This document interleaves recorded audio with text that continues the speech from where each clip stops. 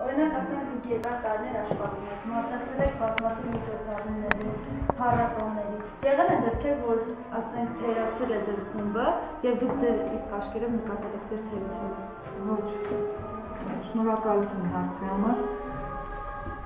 Մեր խումբը, քանի որ խումբ չէ, այլև մանկական երաժշտական դպրոց պետական ստատուսով, ինչպես հանրապետության բոլոր երաժշտական դպրոցները, բնականաբար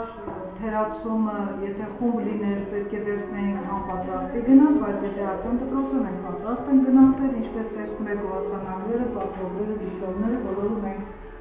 նաև դպրոցը ավելի բարձր մրցանակներ, մեդալներ, շքանշաններ, ունեցել ենք մրցանակ Լենագետրոնի կողմից, ուր էլ գնացել ենք, անպայման վերադարձել ենք և պատվոգրով, և համապատասխան, եթե գրավել ենք առաջին, երկրորդ, երրորդ, ուրեմն համապատասխան և պատվոգրով, և մրցանակ։ Պարզապես եղել են դեպքեր, որ մենք ենք հրաժարվել գնալու, որովհետև շատ հեռու է կամ դասերին խանգարել են, որպեսզի ծրագրերի չափեր չմնանք, ասենք օրինակ Գյումրու մեր կոնսերվատորիայի Գյումրու մասնաճյուղից արդեն 2-3 տարի է, երրորդ անգամն է մենք հրավերք ենք ստանում, բայց չենք կարողանում գնալ։ Ուղղակի ծնողների մի քիչ խնդիրներ կան։ Ես Կարաքելյանım, Գրագովական գործունեությունից, հարցս հետևյալն է, մենք տեսնում ենք, որ վերջերս մեր երաժշտական դպրոցում վերանորոգումներ են կատարվում, ուզենք իմանալ ինչ միջոցներով, եթե բարեգործություններ են կամացում։ Շնորհակալություն հարցի համար, ուրեմն ասեմ, որ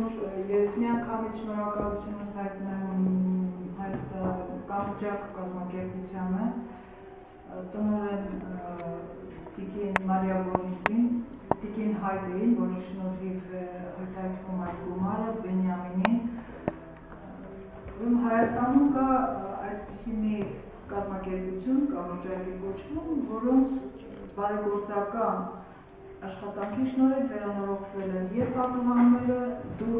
և դռները, և տանիքը, որը ամենակարևորն է,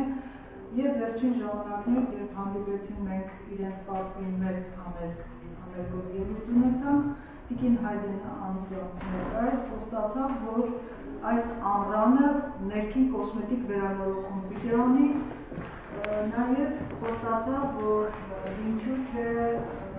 որ անպայման այդ վերանորոգումից հետո նաև կանդրադառնա գույքի, երաժշտական գործիքների։ Ես հարգում եմ։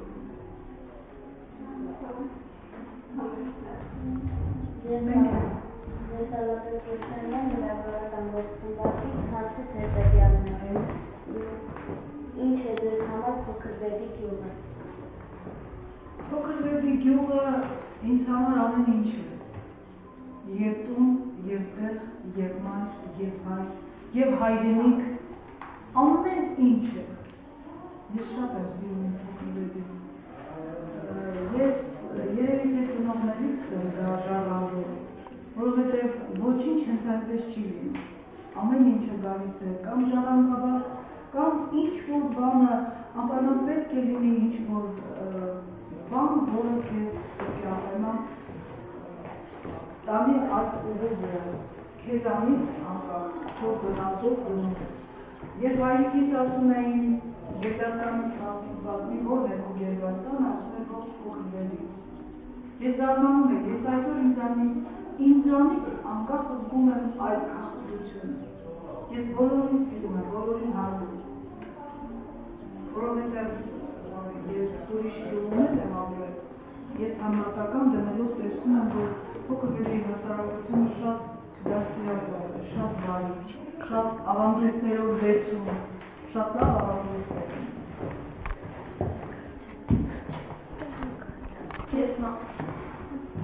Ես Մարմեն Ալուս Գրագովական Կոմաջստան, հարցս հետևյալն է, Բաթարի տաղանդավոր երեխաներ կան երաժշտական դպրոցում։ Այո, իհարկե։ Բաթարի տաղանդավորներից այսօր մենք նախ դպրոցում ուսման մակարդակը 80-85% է, այդքան լավ մակարդակի վրա են, 130 աշակերտ ու այդքան ամեն ինչը լավ, ինձ թվում է արդեն ասելիքից կեսը ասեցի, բայց ունենք բացառիկ տաղանդավոր պարարվեստի խմբում, Անի Հովհաննիսյանը, ունդեղ ունենք Զարուհի Բարսեղյանը, այսինք պարում ինչքան են փայլում, իսկ վերևում դարձյալ մի աշակերտուհի ունենք, որը երբ պարի մեջ այդ բացառիկ նորություն, նորարարություն էին մտցրել 5 տարեկան, 3 տարեկանից ենք ընդունել, շատ աչքի ընկնող Լիանա Մանուկյան, ով այսօր փայլում է նաև վոկալ խմբում, ընդամենը հիմա 5 տարեկան է, որին ուզում ենք որպես տաղանդավոր երեխայի ներկայացնել մարզային փառատոնի, նախապատրաստում ենք երեխային, ունենք Հարևան գյուղից եկող Մելինե Աբրամյան կանոնահար, շատ բացառիկ տաղանդավոր, ինձ թվում է այդքան աշակերտի մեջ 4-ը բավական է, որ կարողանա գերազանցը ուրիշ բան է, բայց տաղանդավորը արդեն, դա արդեն համարվում է շնորհալի լինել երեխան շնորհալի լինել։ Այսքան Ուրեմն մի հարցեր ես տամ, որպես գյուղի հիմնադիրի աղջիկ, մի փոքր պատմեք ձեր մասին, ձեր ընտանիքի, ձեր տոհմի երեխաների որպես ասենք, ձեր ընտանիքի երազանքն, որտեղ դուք իսկապես ասելու, ներկայացնելու շատ առիթ, պատճառ, չգիտեմ, որպես հիմնադիրի շարժանք, ասելիք կունենաք մեր երիտասարդ սերնդին։ Շնորհակալություն։ Ուրեմն հայրս, ինչպես արդեն աշխարհին է հայտնի, դուք բոլորը դպրոցում եք, բնականաբար դպրոցից արդեն սովորել եք, գիտեք, այս պատմությունից անցել եք, երևի եթե չէ գոնե մեկ անգամ այդպես կլինեք եղավլուր, եղեղի մասին, գաղափար ունեք։ Հայրս 15 գաղթականներից Գաղթականաբարին կողքվել է Գերբաստանի 22 անդամներից 20-ից, այդ թվում մորը իր հայրիկի հետ 22 թվականին սովետական կարգերը հաստատվելու ժամանակ, այն ժամանակ սովետական են ասում խորհրդային կարգերը հաստատվելու, երբ որ հաստատվեց, գաղթականներին արդեն Նահրամարի Բաղդադի Իրաքից վերափոխեցին միանգամից Հայաստան։ 22 թվականի վաղ գարնանը բնակություն են հաստատում Արվաշատում, որից հետո 22 թվականի հունիսի 16-ից շատ կարելի է 76 տնտեսությունների հետ միասին, նաև հայրս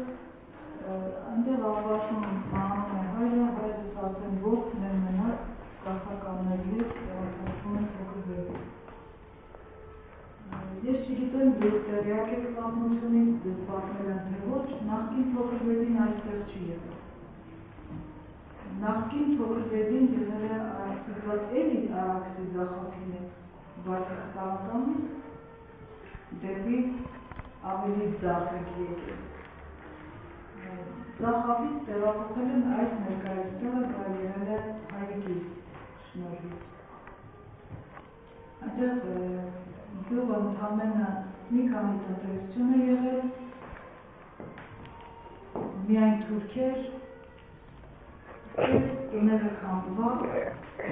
տները եղել են կավից, կավեաղուսից,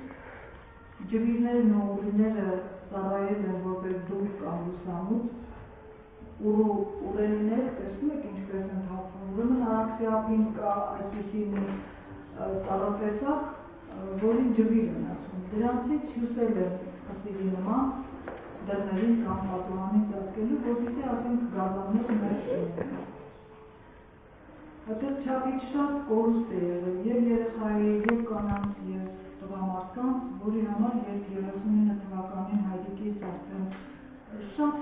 դժվար ճանապարհ է անցել հայրը, ճիշտ է փոքրվեդի գյուղի չէ եղել, բնակության բաժին փոքրվեդին է եղել, բայց աշխատելու նպատակով որպեսզի կարողանար իրեն գոյությունը պահպանել։ Սկզբնական շրջանում հայրս ապրել է իր քեռու մոտ, բայց հետագայում ինքը մենակ է ապրել, որպեսզի իր գոյությունը պահպանի, ուստի ման է եկել, որտեղ աշխատանք կգտնի, արտաշատ է գնացել, արարատությունը հիշվել է կոմբինատի գործարանը կառուցելուց ամենաակտիվ բանվորն է եղել, բատրակ է եղել հայրս, բատրակը գիտեք ինչ է, սաղը, բատրակ է եղել մի գյուղում, որին այն ժամանակ ասում էին դաղալու, իսկ այժմ ասում են ինչ-որ գրիգու է դոր։ Արտաշատի գյուղերից է, որտեղ մի ողկույզ խաղող ուտելու համար հայրիկից այդ տան տեղացել է այդ 2000 քառակուսի մետրը խոտը մանգաղով կքաղես, այդ մի ողկույզը կուտել։ Տեսեք ինչ դժվար է աշխատել։ Ձեռքով մանգաղով քաղել են ու այդ մի ողկույզը տվել են իմանալով, որ շատ կարգապահ է հայրը, ուզեցել են պահել իրենց մոտ։ Սակայն հայրս չի ուզել, ուղղակի գնացել է եկել։ Չափի չափ ուժեղ է եղել, շատ աշխատասեր, շատ նվիրված, ու այնպես է եղել, չեմ ուզում խորատար մանրամասը ավելի շատ, բայց պարզապես ուզում եմ հաշվենալ, որ մարդը կարող է սկզբնական շրջանում հաջողություններ չունենալ, բայց հետո բախտը ժխտում է։ Ես ուղղակի դրա համար եմ այսքան ասում։ Ու հայրս այնպես է լինում, որ պատահական քարը շպրտելով իր աղայի տիրոջ մոզիի հորթի պոզը կոտրում է, որի համար վախից փախչում է փոքրվետի, էլ չի գնում։ Բայց տեսեք ինչ է լինում, տարիները անցնում են, երբ արդեն բավականին ժամանակ է անցնում, հայրս այս գյուղի բոլոր շինարարություններին, այսինքն այնտեղ սերմաներ կան, նախին կինոյի տունը կար, այստեղ նորից կինոյի տուն, բոլոր շինարարական աշխատանքների մասնակցել, որպես բանվոր։ 39 թվականի դեկտեմբերի 12-ին հայրիկից ստանում են փոքրվետի գյուղի կոլխոզի նախագահի գյուղական սովետի, ժամանակ գյուղ սովետերին ասում նախագահի լինում, բայց միացյալ ուսարավ ապրիլական նոճեն փոքրվել է 4 գյուղի, մի 3 տարի հետո հայրիկից արդեն վստահելով տեսնելով, որ շատ լավ մարդ է, ազնիվ է, նվիրված է, շատ է սիրում իր հայրենիքը։ Մի խոսքով վստահելով կողմնտերության վեկը նշանակում են կողմնտերության վարչության նախագահ։ Հենց այդ մինչև նախագահ դառնալը հայրս, երբ որ դեպքորետի նախագահ է լինում, մտածում է այսպես չի կարելի երկար ապրել, այսքան համաճարակ, հիվանդություններ, խոլերա, մալերիա, տիֆ, ամեն տեսակ հիվանդություններ, խմելու ջուր չի եղել, ջուրը վերցրել են Արաքսից, իսկ Արաքսի ջուրը դուք չգիտեք, երկի ջուրը ինչ գերի է լինելու, ինչ հանի է լինելու, իհարկե կեղտոտ։ Հայրս տոպտվում է այդպես, այս կողմերը հողերը ուսումնասիրում է